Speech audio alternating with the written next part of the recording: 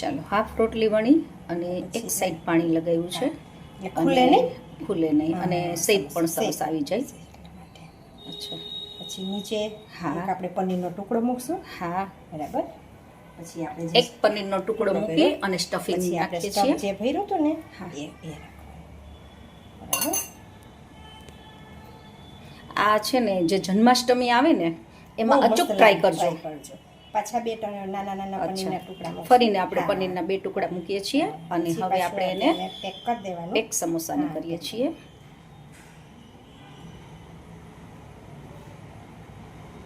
સમોસાનો આવી ગયો શેપ, સરસ શેપ આવી ગયો છે. ચલો જો આ સમોસું આપણે જેવી રીતે તૈયાર કરેલું છે એવી જ રીતે હવે આપણે બીજા સમોસા પણ તૈયાર કરી લઈએ.